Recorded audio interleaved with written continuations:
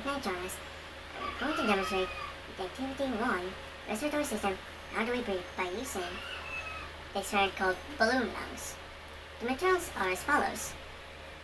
Disposable empty transparent bottle, which is 10 to 16 fluid ounces, made of hard plastic such as a sports drink bottle.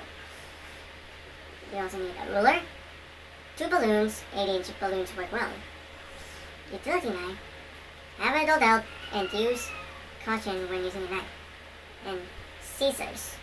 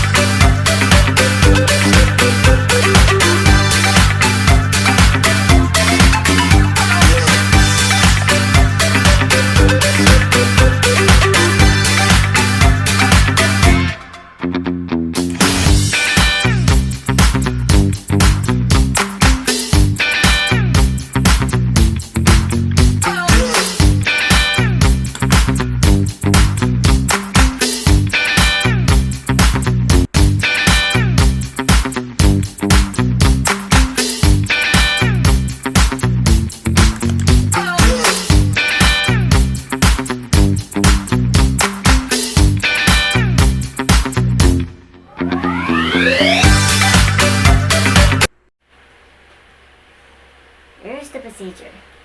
Hold the bottle so you can see the balloon inside, representing the lung. Gently pull down on the knot.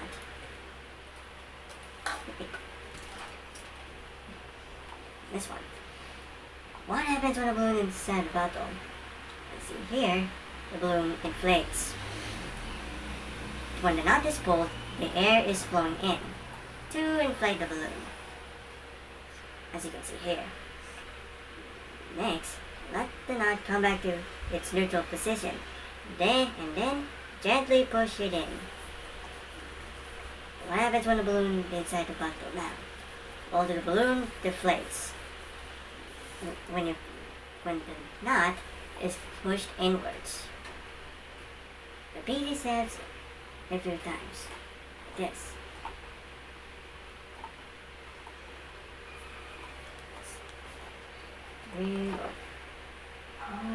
Doesn't take 10 times. Does this resemble breathing? If so, which part resembles breathing in and which part resembles breathing out? Well, honestly, yes. The part resembles breathing in, and breathing out is the balloon bottle, as you can see here. Now, if your model is working well, the air will rush into the balloon when you pull the knot outward and flow out when you push the knot inward.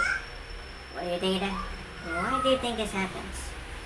Well, for me, when the knot is pulled outward, the balloon inflates. When the knot is pulled inward, the balloon deflates. Now, here's the tip. When we breathe in a relaxed way, our diaphragm, which is the muscle that separates the chest cavity from the abdominal cavity, moves to expand and contract the chest cavity. And how is that similar to what you do with your model, you may ask? Well, based on the experiment model, when inhaled or during inhalation, the diaphragm contracts, and when exhaled or during exhalation, the diaphragm relaxes. Now back to the procedure. Now push and pull the knot a few more times. Now here's a question. So, using the model, can you find the movement of the diaphragm create inhalation and which creates exhalation? Well, yes. Simply when inhaled, the diaphragm moves down, like I like I already mentioned. When breathed out or exhaled, the diaphragm moves up.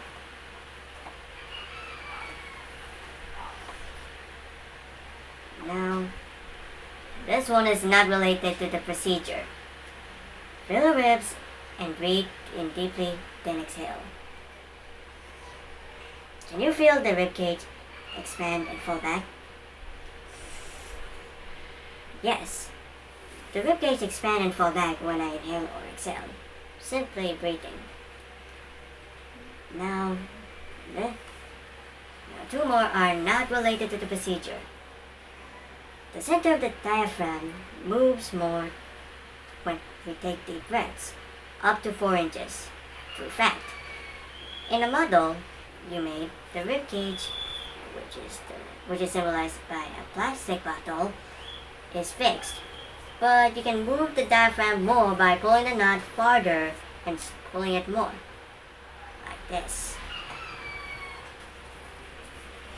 See? So how does it volume? So how does it change the volume of air, that flows in and out of the lung balloon? Well, the volume of the air increases and decreases even more. Simple. And here's another tip and a real fact. A cough is the body forcefully expelling air to get rid of something that causes irritation, like foreign objects. During a cough, you breathe in relatively deeply, but instead of air flowing out, while the chest cavity contracts, your throat closes and air builds up in the lungs. When the throat opens, the chest contracts even more and the air flows out in a forceful way. Well, to explain this, the air flows out by force in order to remove or to get rid of every foreign objects that are about to enter the lungs by accident. And one of the reasons is due to the epiglottis. Short explanation.